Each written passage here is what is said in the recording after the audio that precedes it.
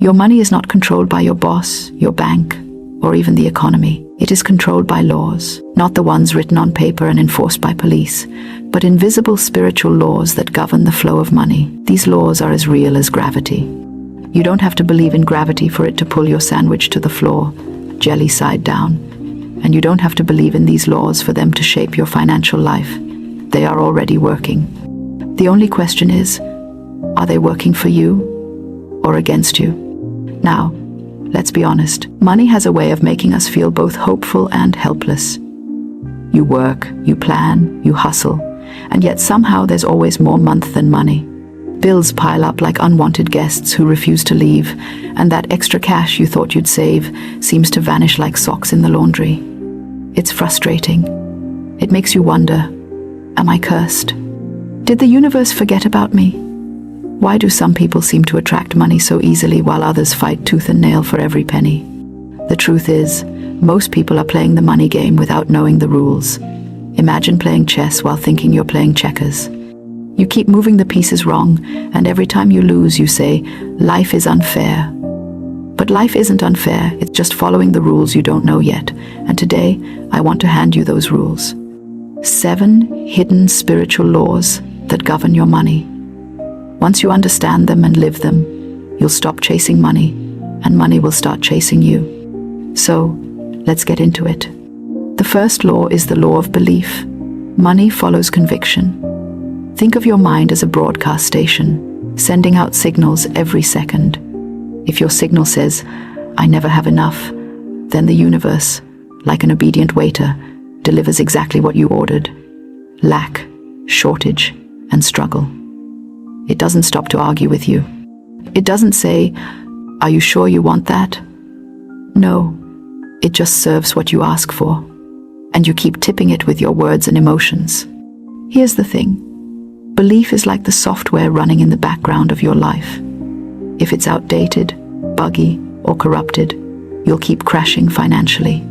Many people are running on the belief system they inherited as children. Maybe you grew up hearing things like, money doesn't grow on trees, or we can't afford that, or rich people are greedy.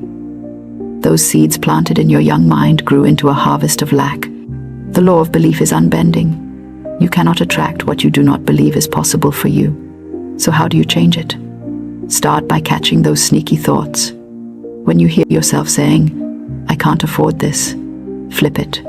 Say, I choose to attract abundance. I am provided for. At first it feels silly, like trying to convince yourself you like broccoli when you don't. But with repetition, your mind starts to accept the new signal. And once belief shifts, reality begins to rearrange itself. Now, let me tell you a story. I once knew a woman who believed money was evil. She prayed, she worked, she tried her best, but she always lived in struggle. One day, she decided to shift her belief. She said, money is not evil, it is good. It is a tool to bless myself and others. Within weeks, opportunities came her way that had always been there, but her old belief had blinded her to them. That's the power of belief. The second law is the law of circulation. Money is like blood, it has to flow. If you hoard it in fear, it stagnates. If you waste it, it drains away. But when you allow it to circulate, giving and receiving with joy, it returns multiplied. Think of it like water in a well.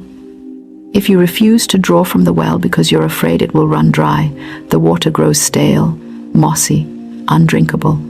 But when you keep drawing, the well refills with fresh water. Money is the same. You cannot hold onto it with clenched fists and expect abundance.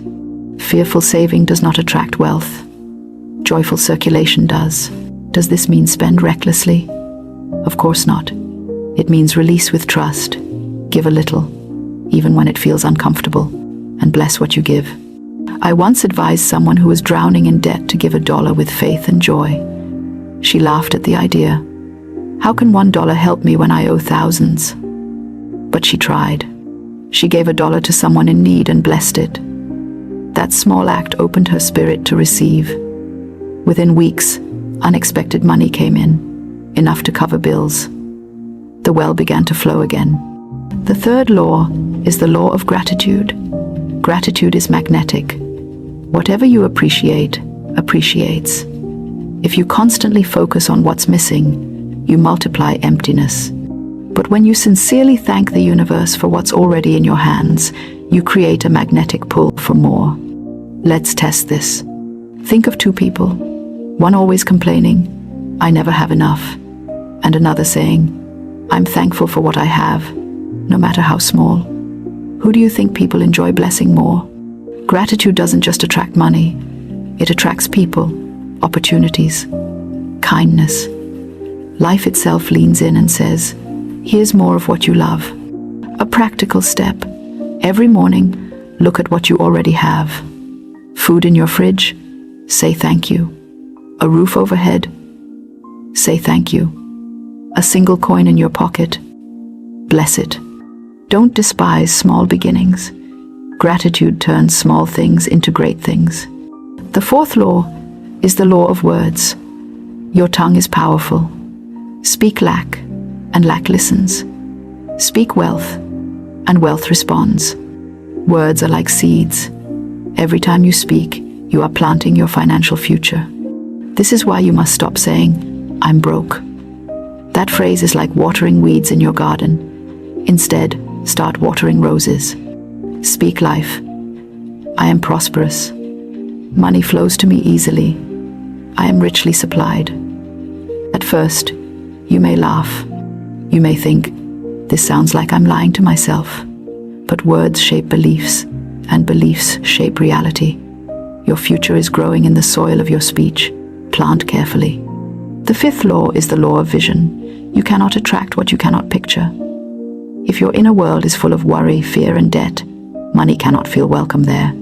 But if you take time each day to visualize abundance, see yourself paying bills with ease, see yourself blessing others generously, see yourself living in freedom, you create a mental blueprint.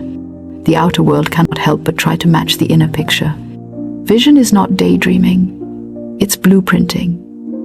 An architect does not say, "Let's just throw bricks together and hope a house appears." He creates a detailed plan.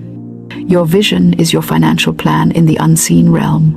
Build it boldly. The sixth law is the law of faith and action. Faith without action is like a car without fuel. It looks nice but goes nowhere. You must combine inner conviction with outer steps. Believe opportunities will come, and then position yourself to meet them. Faith says, "I trust the bridge will hold me." Action is stepping onto the bridge. Without both, nothing moves. So many people pray for money, but never prepare to receive it. They ask for opportunities, but never sharpen their skills or apply for doors to open.